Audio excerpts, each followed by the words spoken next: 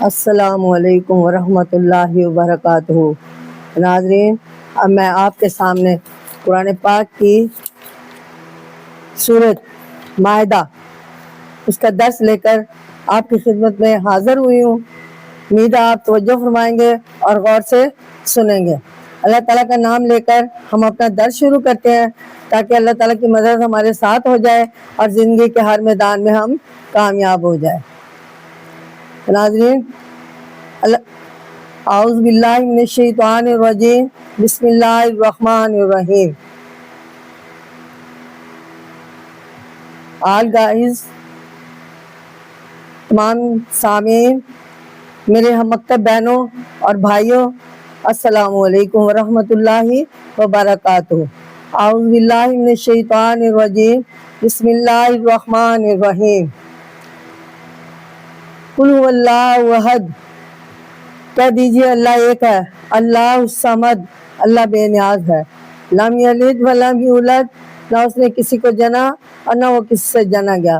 ولم یکن لہ کفوا احد، اور نہ ہی اس کی کوئی برابری کرنے والا ہے۔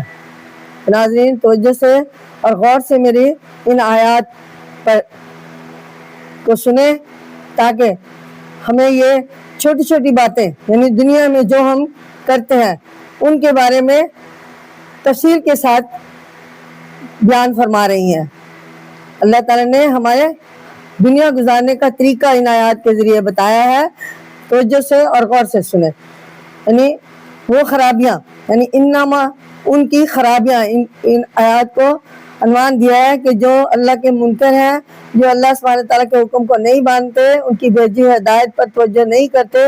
ان میں جو خرابیاں ہیں ان کے بارے میں بتایا گیا۔ انما یرید الشیطان ان یوقع، شیطان تو یہی چاہتا ہے کہ تم میں شراب، یعنی پہلے میں نے تھوڑا سا شراب اور جوئے کا حوالہ دیا تھا، تو اب ان سے جو خرابیاں انسان میں پیدا ہوتی ہیں اس کے بارے میں بتایا گیا ہے۔ انما یرید الشیطان ان یوقع، شیطان تو یہی چاہتا ہے کہ تم میں شراب اور جوئے کے ذریعے دشمنی اور بیع ڈالے، یعنی بینکم العداوۃ والبغضاء،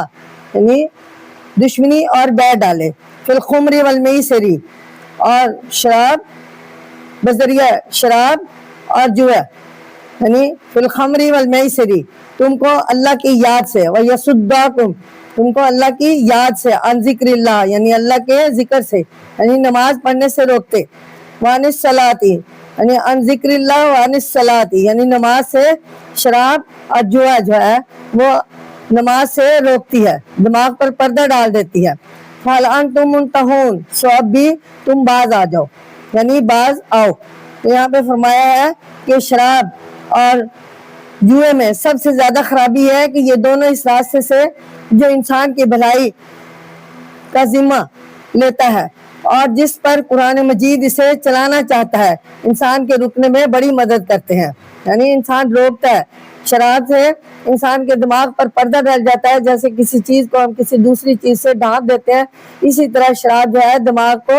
پردے میں لے لیتی ہے اور اچھے کام کرنے ہی نہیں دیتی، یعنی اللہ تعالیٰ کی عبادت کرنے میں رکاوٹ بنتی ہے۔ انسان کے روکنے میں بڑی مدد کرتے ہیں، کیونکہ ان کے ذریعے سے شیطان کو، جو ہر وقت انسان کو بہکانے اور گمراہ کرنے کے بہانے ڈھونڈتا رہتا ہے، انسان پر قابو پانے کے بہت سے راستے مل جاتے ہیں۔ اسلام انسان کو مل جل کر رہنا سکھاتا ہے اور آپس میں لڑائی جھگڑے اور فساد سے روکنا چاہتا ہے۔ لالچ، خود غرضی، خراب خواہشیں آپس میں فساد کا باعث ہوتی ہیں۔ اس کے روکنے کا طریقہ اسلام نے یہ پیش کیا گیا ہے کہ اللہ کو مانو اور ہر وقت اسی کو یاد رکھو۔ ناظرین، شراب اور جوا جو ہے دونوں ان سب چیزوں کے دشمن ہیں۔ یہ آدمی کو شہوت پرست، لالچی، خود غرض بناتے ہیں اور ان چیزوں کے کرنے پر اکساتے ہیں، جن سے آپس میں لڑائی جھگڑے اور فساد کی بنیاد پڑتی ہے۔ سب عقل مند اس سے اتفاق کریں کہ شراب اور جوا دشمنی اور لڑائی کی اصل جڑیں ہیں، اور وہ جانتے ہیں اور نہیں چھوڑتے۔ نفس نفیس، یعنی سب کو پتہ ہے کہ یہ چیز ہمارے دماغ پر پردہ ڈالتی ہے، لیکن اس کے باوجود وہ نہیں چھوڑتے۔ اب ہے قرآن پاک کی آیات، اللہ اور اس کے رسول کی اطاعت، یعنی قرآن پاک کی آیات جس میں اللہ اور اس کے رسول کی اطاعت کا بیان کیا گیا ہے، یہ اس کو عنوان دیا ہے وَأَطِیعُوا اللَّهَ وَأَطِیعُوا الرَّسُولَ، اللہ کا حکم مانو اور رسولوں کا حکم مانو، وَاحْذَرُوا، اور بچتے رہو، فَإِن تَوَلَّيْتُمْ، پھر اگر تم پھر جاؤ گے، فَاعْلَمُوا أَنَّمَا، تو جان لو کہ ہمارے رسول علی رسولنا، ہمارے رسول کے ذمہ، رسولنا البلاغ المبین، ذمہ تو ہمارے رسول کے ذمہ تو صرف کھول کر پہنچا دینا ہے، یعنی اللہ تعالیٰ کا پیغام پہنچانا ہے، باقی مانے یا نہ مانے یہ معاملہ اللہ کے پاس ہے۔ تو اس آیت میں قرآن پاک کا مقصد بالکل کھول کر بیان کر دیا ہے، اور رسول اکرم صلی اللہ علیہ وسلم کے ذمہ جو کام ہے اس کو بھی خوب واضح کر دیا گیا ہے۔ قرآن مجید کا مقصد یہ ہے کہ ہمارے لیے اس دنیا میں زندگی گزارنے کا طریقہ مقرر کر دے، جو ہمارے نبی کریم صلی اللہ علیہ وسلم نے یہ کام پورا کر دیا، اس لیے اس میں بعض باتوں اور کاموں کے کرنے کا حکم دیا گیا ہے اور بعض کاموں اور باتوں سے روکا گیا ہے۔ تو ناظرین، فرمایا گیا ہے کہ رسول اکرم صلی اللہ علیہ وسلم کے ذمہ یہ کام ہے کہ قرآن شریف لوگوں کو پہنچا دے اور اس پر عمل کرنے کا طریقہ عمل خود کر کے مقرر کر دے، اور خود عمل کر کے مقرر کر دے، اور پھر اپنی امت کے ذریعے یہ کام سپرد کر دے کہ آپ کے قائم کیے ہوئے راستے کو مٹنے نہ دے، اور اس پر چلنے کو آسان بنانے میں ایک دوسرے کی مدد کرے، تاکہ دنیا کے پاس یہ عذر نہ رہے کہ ہمیں اسلام کا راستہ اچھی طرح نہیں بتایا یا معلوم نہ ہو سکا جو اس پر چلتے ہیں۔ تو ناظرین، اس کے بعد انسان کا کام فقط اتنا رہ جاتا ہے کہ رسول اکرم صلی اللہ علیہ وسلم اور آپ کی لائی ہوئی کتاب، اللہ کی کتاب قرآن مجید کو دل سے سچا مان کر آپ کے بتائے ہوئے اور مقرر کیے ہوئے راستے پر چلتے چلیں، اور قرآن مجید کو اچھی طرح سمجھ کر پڑھنے کی کوشش کرتے رہیں، اور عمر بھر یہ مشغل جاری رکھیں، اور ہر انسان کا یہ کام نہیں کہ حکموں کے سبب تلاش کرے اور جب تک اس کے فائدے نہ معلوم ہو جائیں اس پر عمل نہ کریں۔ اس کام کا پہلے تو یقین کرنا ہے جو کچھ اللہ اور اس کے رسول نے مجھے کرنے کو کہا ہے،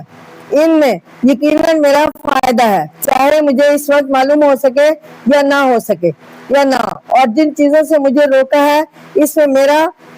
میرا سراسر نقصان ہے، چاہے مجھے معلوم ہو یا نہ معلوم ہو۔ تو ناظرین، باتوں پر غور کریں۔ آیت کا مطلب یہ ہے کہ لوگ ایمان لانے کے بعد تمہارا کام یہ ہے کہ اللہ کا اور اس کے رسول صلی اللہ علیہ وسلم کا بے چون و چرا کہنا مانو، اور قرآن پاک کے مقرر کیے ہوئے قانون کے خلاف چلنے سے بچتے رہو، اسی میں تمہارا فائدہ ہے۔ اگر تم نے اس میں غفلت کی تو کہنا مانو، غفلت کی اور اس سے منہ موڑ لیا تو یاد رکھو ہمارے رسول کے ذمہ جو فرض تھا وہ اس نے ادا کر دیا، آگے تم جانو اور تمہارا کام۔ تو ناظرین، یہاں پہ ارشاد ہے، اب میں یہ قرآن پاک کی سورۃ مائدہ قرآن پاک کی سورۃ مائدہ اس کی 91 آیت میں نے بیان کی، اور اب میں نے یہ 92 آیت یعنی 91 اور 92 دو آیات کا ترجمہ اور تفسیر بیان کیا ہے۔ آگے ہے سابقہ پر کوئی گرفت نہیں، یعنی یہاں پہ فرمایا کہ جو پہلے ہو چکا سو ہو گیا، لیکن اگر معافی مانگ لو تو اللہ سبحانہ تعالیٰ معاف کر دیتے ہیں۔ لئیسا، یہ قرآن پاک کی سورۃ مائدہ جس کی آیت نمبر 93 ہے، ترجمہ اور تفسیر آپ کی خدمت میں پیش کرتی ہوں۔ لئیسا علی الذین آمنوا وعملوا الصالحات، جو لوگ ایمان لائے اور نیک کام کیے، جناح فیما طعموا، ان پر گناہ نہیں اس میں جو پہلے کھا چکے،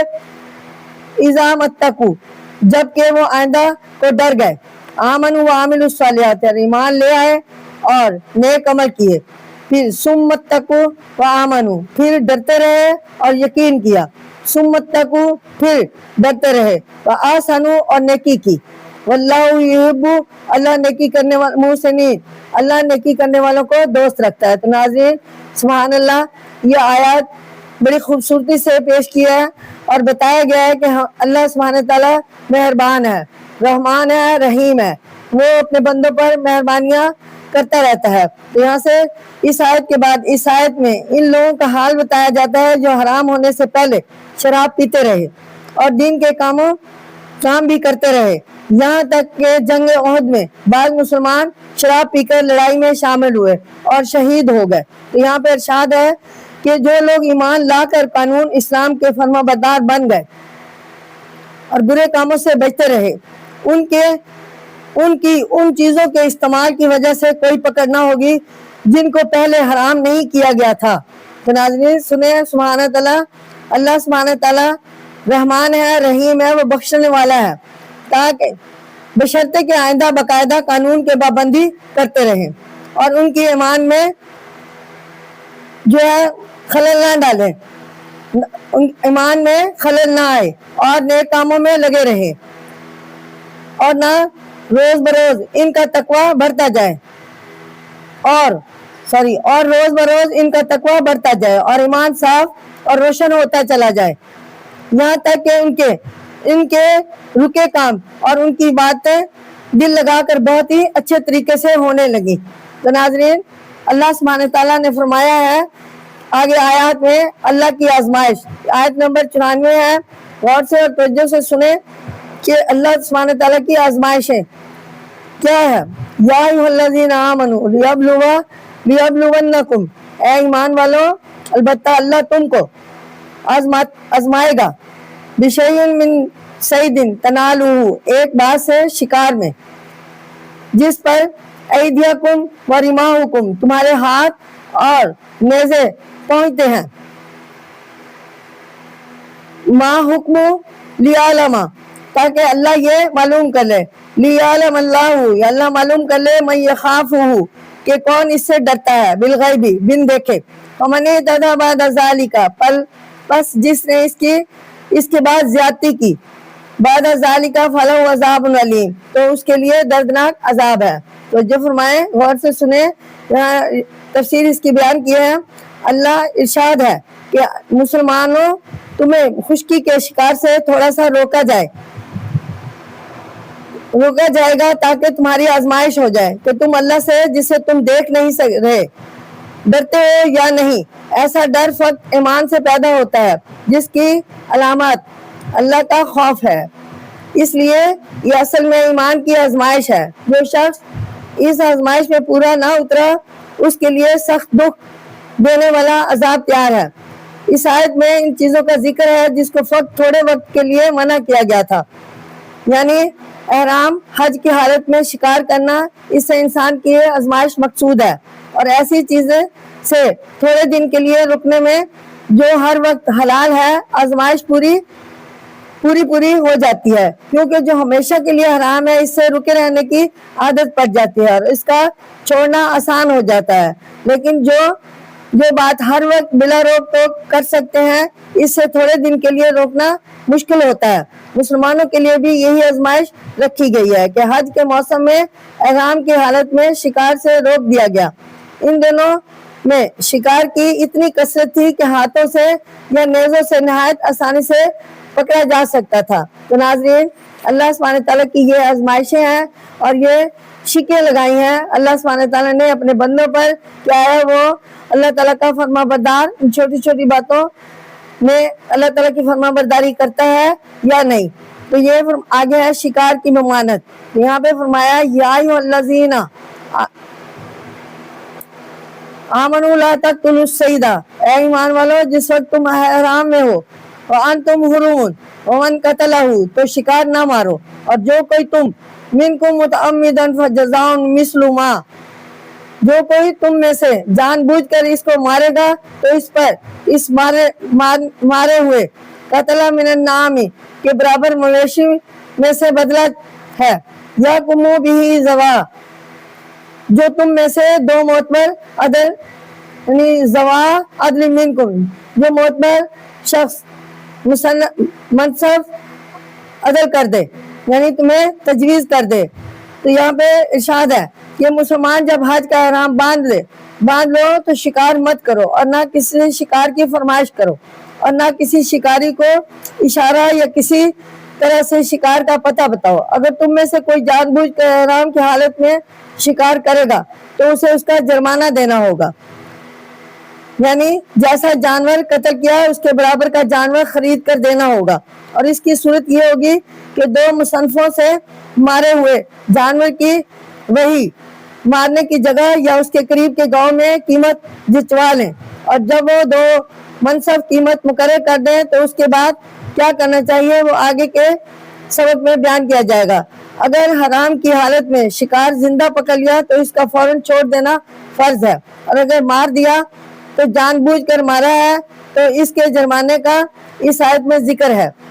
اور اس کے بعد یہ بھی ارشاد ہے کہ خدا اس سے انتقام لے گا، یعنی آخرت میں سزا دے گا، اور اگر بھول کر مارا ہے تو اس کو جرمانہ تو یہی دنیا میں دینا ہوگا لیکن ان سے انتقام نہ لیا جائے گا۔ تو ناظرین، اب میں آپ کے سامنے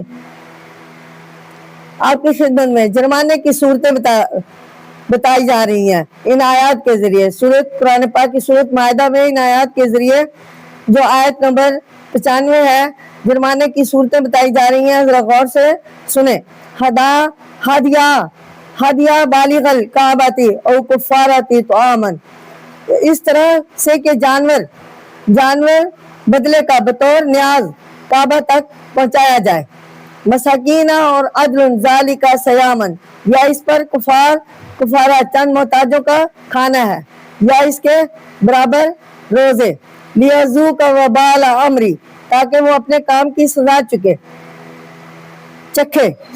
افا اللہ اما سلفا، اور جو کچھ ہو چکا وہ اللہ نے معاف کیا، ومن عادا، اور جو کوئی پھرے گا یعنی اس بات سے پھرے گا، فینتقم اللہ منہ، اس سے اللہ بدلہ لے گا، واللہ عزیز انتقام، اللہ زبردست بدلہ لینے والا ہے۔ تو ناظرین توجہ سے فرمائیں کہ یہ اس بات پر غور کریں کہ اللہ سبحانہ تعالیٰ نے کیا فرمایا گیا ہے کہ ارشاد ہے کہ اسلام سے پہلے بھی احرام کی حالت میں شکار کرنا جرم سمجھا جاتا تھا۔ اگر اللہ سبحانہ تعالیٰ چاہتا تو جس نے اس وقت اس حالت میں شکار کیا تھا اس کا بدلہ اس وقت لے لیتا، لیکن اللہ نے اپنے مہربانی سے گزرے ہوئے پچھلے گناہ معاف کر دیے۔ ہاں، جو اس وقت اسلام کی حالت میں وہی گناہ پھر کرے گا، اس سے اللہ بدلہ لے گا۔ اللہ زبردست ہے، کوئی مجرم اس سے بچ کر نہیں بھاگ سکتا، اور اس کی ایک صفت یہ بھی ہے کہ وہ برائی کا بدلہ لینے والا ہے۔ دنیا میں یہی بدلہ بھول چوک کا احرام کی حالت میں شکار کرنے والے سے بھی لیا جائے گا، لیکن جان بوجھ کر شکار کرنے والے کو آخرت میں سزا ضرور ملے گی۔ تو ناظرین،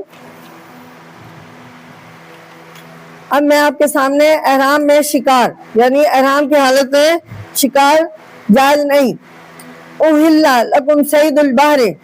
وَطَعَامُهُ، تمہارے لیے دریا کا شکار اور اس کا کھانا۔ اب کچھ احرام میں شکار ایسے ہیں جو حلال بھی ہیں،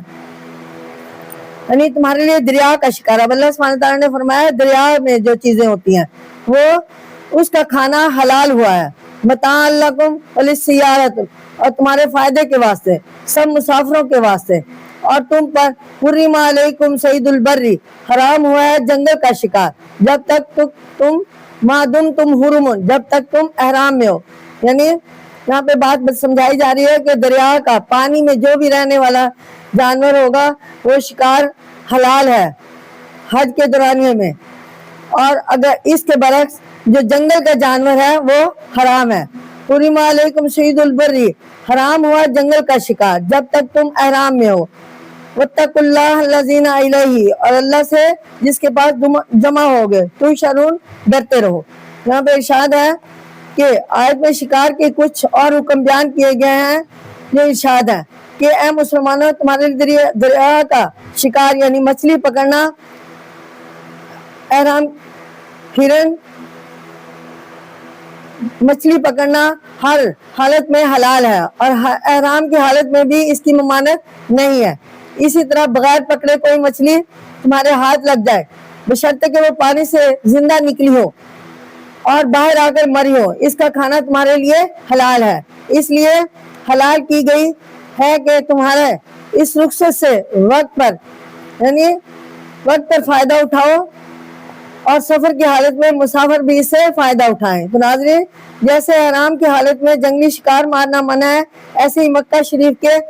احاطہ میں بھی ہر شخص کے لیے چاہیے کہ وہ احرام میں ہو یا نہ ہو، شکار مارنا منع ہے۔ حدیث میں اس کے بارے میں ایک حدیث ہے، حدیث میں ہے کہ چند موزی چیزیں نام لے کر بتائی گئی ہیں کہ ان کو احرام کی حالت میں اور بغیر احرام والا حرم کے اندر مار سکتا ہے، یعنی اس کو کوئی جرمانہ دینا نہ پڑے گا۔ مثلا وہ چیزیں یہ ہیں: کوا، چیل، سانپ، بچھو، چوہا اور باولا کتا، بھیڑیا وغیرہ۔ یہ جانور جو ہے حرم شریف میں خواہ احرام میں ہو یا احرام سے باہر یا بغیر احرام کے، ان کو مارنا جائز ہے۔ تو ناظرین، کعبہ کیا ہے یہاں پہ سمجھایا جا رہا ہے۔ یہ ایک عنوان ہے قرآن پاک کی سورۃ مائدہ، اس کی آیت نمبر 97 ہے۔ سنیں غور سے، جعل اللہ الکعبۃ البیت الحرام، اللہ نے کعبہ کو جو بزرگ والا گھر ہے، لوگوں کے قیام کا، قیاما للناس، لوگوں کے قیام کا باعث، والشہر الحرام، اور بزرگی والے مہینوں کو اور قربانی کو، والہدیہ والقلائدہ، اور جو کعبہ کے نیاز ہو اور جن کے گلے میں پٹا ڈال کر کعبہ لے آئے، یعنی قربانی کے جانور پہلے زمانے میں لوگ اسے باندھ کر خانہ کعبہ لے کے جایا کرتے تھے، یعنی وہاں جا کر اسے قربان کرتے تھے۔ ذالک لتعلمون، اس لیے کہ تم جان لو، ان اللہ یعلم ما فی السماوات، کہ جو کچھ آسمانوں میں ہے، وما فی الارض، اور جو زمین میں ہے، ان اللہ، بے شک اللہ جانتا ہے، بکل شیء علیم، اور اللہ ہر چیز سے واقف ہے۔ تو ناظرین، ارشاد ہے کہ اللہ تعالیٰ نے شروع ہی میں یہاں کعبہ کے بابت چند حکموں کا بیان ہے۔ اس گھر کی تعظیم کرنی چاہیے اور اس کی طرف آنے والے حاجیوں کی اور ان کی قربانیوں کی اور اس سے متعلق تمام رواجوں اور رسموں کی بہت قدر کرنی چاہیے۔ ارشاد ہے کہ اللہ سبحانہ تعالیٰ نے شروع ہی سے کعبہ کو، جو ہمیشہ سے عزت اور امن امان کا گھر رہا ہے، تمام لوگوں کی زندگی کا باعث اور ان کے قائم رہنے کا سبب بنا دیا ہے۔ اور حج کے مہینے اور حج میں جو باتیں ہوتی ہیں، جیسے قربانی کے جانور لے کر آنا اور ان کے گلے میں پٹے یا اور چیزیں ان کی پہچان کے لیے لٹکانا اور خوب دھوم دھام سے انہیں کعبہ میں لانا، ان سب کو بھی آدمیوں کی زندگی اور اس کی چہل پہل کا ذریعہ مقرر کر دیا ہے۔ یہ باتیں پہلے بھی امن و امان کی اور دنگا فساد روکنے کے علامتیں تھیں اور آج بھی ہیں۔ اس قدر صاف پیش گوئی ہے کہ سوائے اس کے جو ہر چیز کا ماننے والا ہے کوئی نہیں کر سکتا، اور جو زمانہ گزرتا جائے گا اس کی سچائی تمام معلوم ہوتی رہے گی۔ اور تم جان لو کہ بے شک اللہ آسمان اور زمین کی تمام باتوں اور سب بھیدوں سے واقف ہے، اور اسے ہر چیز کا علم ہے، اور اسی نے کعبہ کو دنیا کی زندگی کا سبب قرار دیا ہے، اور اسی کی تعظیم حج کے لیے، حج کے اندر دنیا کی بہتری اور اس کے قیام کا راز پوشیدہ ہے۔ تو ناظرین، اب میں آپ کے سامنے اللہ سبحانہ تعالیٰ کی صفتوں کے بارے میں آیات پڑھتی ہوں اور اس کے بارے میں بتاتی ہوں۔ یعنی یہ قرآن پاک کی سورۃ مائدہ، اس کی آیت نمبر 98 اور 99، یکے بعد دیگرے دو آیات کا ترجمہ تفسیر آپ کی خدمت میں پیش کر رہی ہوں۔ اعلموا ان اللہ شدید العقاب، جان لو کہ بے شک اللہ کا عذاب سخت ہے، وان اللہ غفور الرحیم، اور بے شک اللہ سبحانہ تعالیٰ بخشنے والا غفور الرحیم ہے۔ اور بے شک ما علی الرسول الا البلاغ الرسول، یعنی رسولوں کے ذمہ نہیں مگر پہنچا دینا۔ واللہ یعلم ما تبدون، اللہ کو معلوم ہے جو تم ظاہر میں کرتے ہو، ما تکتمون، اور جو تم چھپا کر کرتے ہو۔ اللہ سبحانہ تعالیٰ شارع کے قریب ہے، ہر انسان کی ہر حرکت کو جانتا ہے۔ تو یہاں پہ بیان ہے کہ خوب سمجھ لو کہ اللہ سزا دینے والا، سزا دینے میں سخت ہے، اور اپنی مہربانی سے قصور معاف کرنے والا بھی ہے۔ اس کے بعد پھر وہی فکرہ دہرایا گیا ہے کہ رسول کا کام فقط پیغام اچھی طرح پہنچا دینا ہے، آگے ہر ایک کا معاملہ اللہ سبحانہ تعالیٰ کے ہاتھ ہے، وہ سب کھلے اور چھپے کاموں سے واقف ہے۔ ان آیتوں پر غور کرنے سے صاف سمجھ میں آ جاتا ہے کہ دنیا میں انسان کو اپنا کام شروع کرنے سے پہلے اچھی طرح سمجھ لینا چاہیے کہ اس ساری دنیا کا، سارے کاموں کا اور خود اس کا پیدا کرنے والا ایک اللہ ہے جو سب سے زبردست، وہی سب کا مالک ہے اور سب اس کے بندے ہیں اور خادم ہیں۔ اس کے سوا کوئی کسی کو نہ کچھ دے سکتا ہے اور نہ چھین سکتا ہے، اس کے حکم کے بغیر نہ کوئی کسی کا کچھ بگاڑ سکتا ہے، ناظرین توجہ فرمائے، نہ سنوار سکتا ہے، اس لیے اس کے سوا نہ کسی سے ڈرنے کی ضرورت ہے اور نہ کسی کی خوشامد کرنے کی اور بندگی کرنے کی حاجت ہے۔ وہ برے کاموں پر سخت سزا دینے والا ہے اور اپنے سامنے عاجزی کے ساتھ جھکنے والوں کے قصور اور گناہ معاف فرماتا ہے، معاف کرنے والا ہے۔ برے کام وہ ہیں جن سے اس نے قرآن مجید میں، جسے رسول اکرم صلی اللہ علیہ وسلم ہمارے پاس لائے ہیں، منع کر دیا ہے، اور اچھے کام وہ ہیں یعنی جن سے اس نے قرآن مجید میں رسول ہمارے پاس لائے منع کر دیا ہے، اور اچھے کام وہ ہیں جن کے کرنے کا اس نے حکم دیا ہے، یعنی اللہ سبحانہ تعالیٰ نے جن کے کرنے کا حکم دیا ہے۔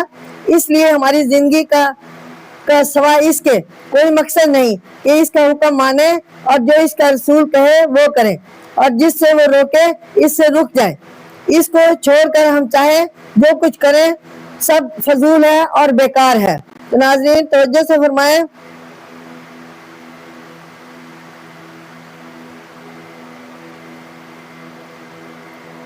ناظرین اب ہمارے پاس قرآن پاک کی آیت 100 ہے جس میں خبیث اور طیب یعنی کل لا یستوی خبیث و طیب یعنی ناپاک اور پاک برابر نہیں۔ ولو اعجبک کثرت الخبیث، اگرچہ ناپاک کی کثرت تم کو بھلی لگے گی۔ فاتقوا اللہ یا اولی الالباب، سو اے عقل مندو اللہ سے ڈرتے رہو، لعلکم تفلحون، تاکہ تم کو نجات ہو۔ تو ناظرین یہاں پہ فرمایا آج کی اس آیت میں اسی مضمون کو اور صاف کر دیا ہے کہ انسان کا علم چیزوں کی بھلائی برائی معلوم کرنے کے لیے کافی نہیں ہے، اس لیے انہیں بتا دینا چاہیے کہ پاکیزہ چیزیں اور ناپاک چیزیں درجہ میں ہرگز برابر نہیں۔ پاکیزہ چیز اگرچہ تھوڑی بھی ہو تب بھی وہ ناپاک ہے، ناپاک چیز ہے سے بہتر ہے، یعنی تب بھی وہ ناپاک چیز سے بہتر ہے۔ اگرچہ ناپاک ہر طرف پھیل جائے اور عام رواج ہو جانے سے یہ دھوکہ ہوتا ہے کہ جب سب جگہ رائج ہو گئی تو اچھی ہی ہوگی۔ کوئی چیز اگر پھیل جائے اور لوگ اسے بکثرت کرنے لگے تو اس کا مطلب یہ نہیں کہ وہ اچھی ہے، اچھی ہی ہوگی۔ کس چیز کا اچھا یا برا ہونا اللہ سبحانہ تعالیٰ کے حکم پر موقف ہے۔ آگے ارشاد ہے کہ عقل مند لوگوں کو چاہیے کہ اللہ سے ڈر کر کام کریں، اسی میں ان کی نجات کی امید ہے۔ اور اس آیت میں اشارہ نکلتا ہے کہ فیصلہ کثرت رائے پر موقف نہیں ہے بلکہ اللہ اور رسول کے حکم پر موقف ہے۔ تو ناظرین آج کا میرا درس کمپلیٹ ہوا، انشاءاللہ آگے سورۃ مائدہ کے آگے والی آیات کا ترجمہ اور تفسیر اور درس لے کر آپ کی خدمت میں حاضر ہوں گی۔ تو جو فرمائیے اور